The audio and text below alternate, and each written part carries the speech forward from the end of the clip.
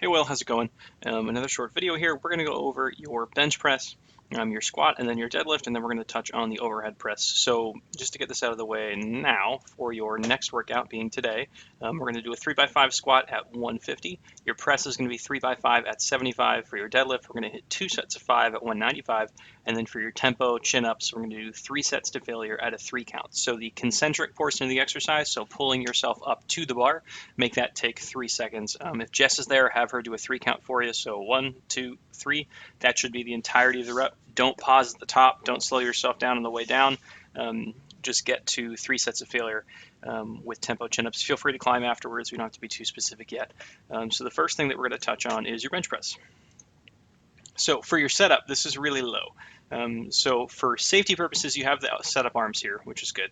But anytime the bar is going to be crossing your face or your neck, you want your arms to be completely locked out. So in this situation, if we're watching this, you're already starting and doing like a half rep to get it out of the pins. Eventually, if this is like 250, 275 something, you don't want it to be, you don't want to have to do a half rep before you even start your set. So if right here is your locked out position, your pins should be basically about right there. Okay, so if you want to adjust your pins, move those up, honestly 3 or 4, that would be very conducive. So again, pins about right there. Okay, and then we'll play through the rest of this guy. Oopsie. So as for your grip positioning, your grip is a little bit narrow, and I'll show you the landmark that we're going to see to figure out how that's narrow. So right there. So what I'm looking for is a vertical forearm at the bottom. So you're going to notice this trend. Anything that's going to be undergoing compressive forces, we want it to be vertical. So your forearm is undergoing compressive force right now. It's not really contributing to any sort of extension. So what we want is for this to be vertical. So move your grip width out by about a hand's width. And then the level of elbow tucking you have going on is good. The arch setup you have is good. But we're going to move that grip width out. It's going to have you touch slightly higher on your chest. And the next thing is that for your knees, I need your knee probably about right there, I would say. So push your knees out to the side for both of them. And then what I want you to think about is driving your heels. Your heel will move out to about here, driving your heels directly into the ground. So what's going to happen is that you're going to see you drive your heels into the ground. It's going to flex your quads, flex your butt. And you need to think about pushing yourself back into the bench. Okay, so watch the reps there. Essentially, you're doing a close grip bench press, so we can put some more weight on here too. So that's definitely positive with how strong you look into this. Okay, yeah. So again, just move the grip out. That should solve most of the problems. The attempt at the arch is good. One thing to think about is pulling your chest to the bar the entire rep. Now at the top, if you'll notice how you're kind of just popping into the top of the rep and then going back down immediately, make sure you have full control of it at the top. So pop it up to the top, pause for a fraction of a second, and then bring it back down. And then again, move your pins up. So if any time the bar is crossing over your neck or crossing over your face, your arms are locked out. So this situation right here, this sort of unracking slowly or re-racking slowly, that's definitely dangerous in case you miss one of the pins. That should be it for that. This guy's pretty big. He should be squatting a lot more than 225, so that was interesting. He's doing it for triples too. So we're going to go over your deadlift next because that was pretty simple. Okay, so we'll just get our annotations going. We'll play this guy through. Okay, so on your setup, you did a good job of narrowing your stance, which was good, but the thing that happened with this one is that the bar was a little bit too far away from your shins.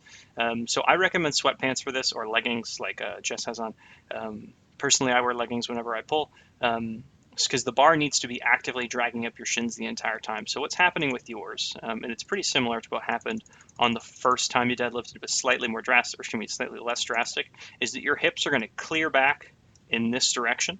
And then the bar is going to float away from your shins. So just note exactly that your knees are going to extend, your hips are going to rise, your shoulders are going to stay out of the bar, which is great.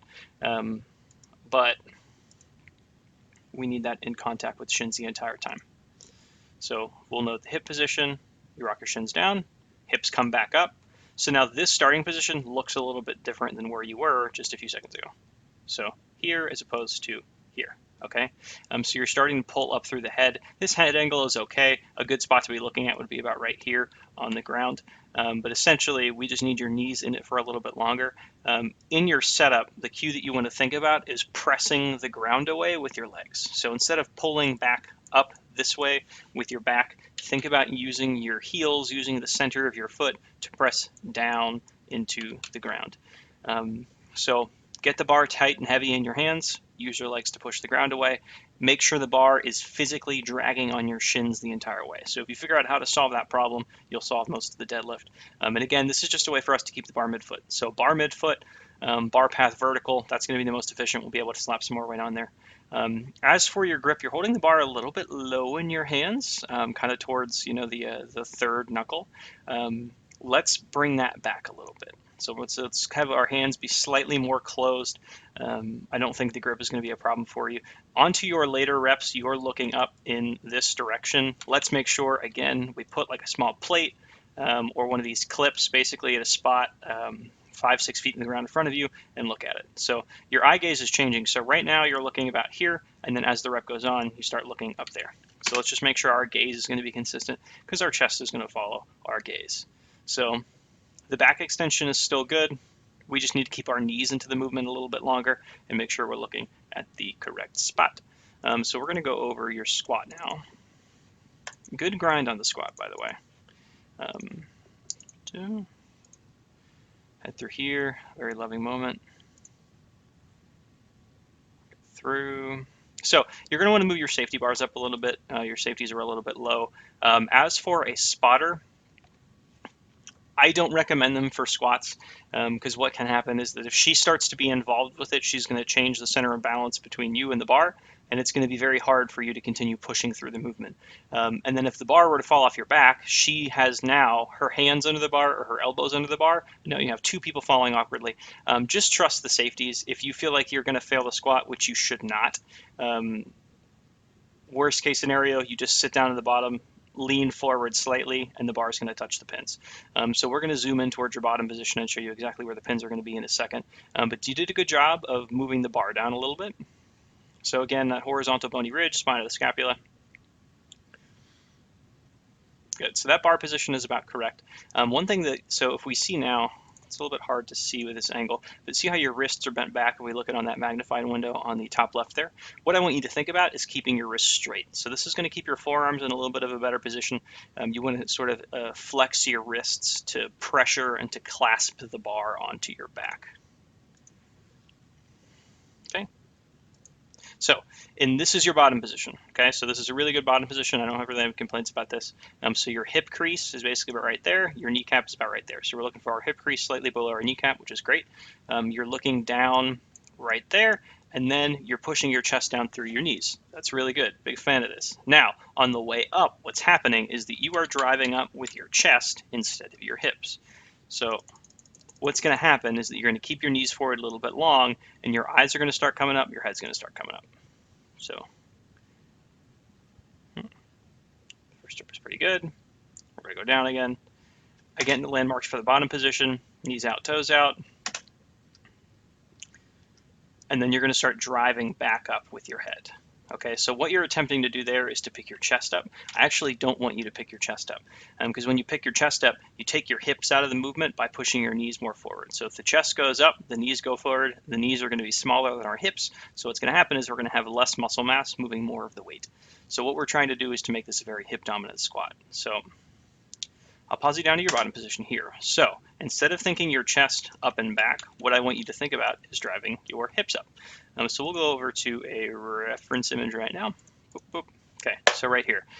So if we have these points established right now, so if we have our hip right here, so if we just call this point A, I'll change this to red real quick.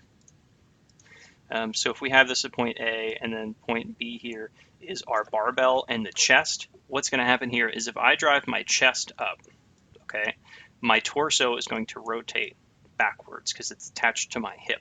So in this situation, now the moment arm on the knee is going to be extended. I do not want that. So what I want is to keep this moment relationship between point A and point B. So if this is the barbell, there's our moment arm between our knee, there's a moment arm between our hip. What I want you to think about is driving your hips up in the air, okay? So think about as if the barbell was placed right here on the back of your pelvis. How would you pick the bar up? You would drive your butt up in the air. So instead of thinking chest up during this or thinking about picking your head up, what I want you to think about is driving through your hips. So this angle right here, so if this is the back angle, so this angle right here, so boop, boop, that theta, if this is the back angle is going to change a little bit. It's going to get a little bit more shallow because our hips are going to rise ever so slightly before our chest does. It's not going to be super drastic, so your hips aren't going to end up here and your barbell is going to stay there. We're looking for a 2 to 3 degree angle change. So we're thinking it's more of a mental cue for you to start the movement with your hips. So start the movement with your hips and your chest is just going to follow it, okay? If your back ends up getting a little bit horizontal, think more about, keeping your chest in it. But for right now, the main cue for you is just to think hips up, okay? So at the bottom of the squat, you've pardon me, you've gotten to your bottom position really good. We just need to get your hips up at the bottom. So the next thing is that you're going to be overhead pressing. And then now just a few landmarks that we're looking for on your press again is that from a rear view or from a front view, we're looking for vertical forearms. So if we look at this young gentleman right here, courtesy starting strength, his forearms are going to be vertical, his wrists are going to be straight. And then again, the sort of layback to clear your head, it's going to come from your hips right here. Okay, so instead of pressing around your head in a curved bar path, all he's doing is just slightly leaning back. Your eye gaze during this entire thing should be right there. So it's not basically as if he's looking down now and then he's looking up in this one. The eyes don't need to follow the head, just look straight ahead. So pick a spot at eye level across the room, stare right at that. And then the next important thing for us to notice is that his forearms are going to be vertical the entire time. His elbows are going to be slightly in front of the bar. So think straight wrists, straight forearms, elbows in front of the bar. That should solve most of your godly problems. And if you have any questions about this, let me know. Thank you very much for watching. Whenever you get done watching this, shoot me a text, and if you had any questions, and just let me know when you watch it, just in general, in case you even didn't have any questions, so I know the information got communicated. And again, thanks very much.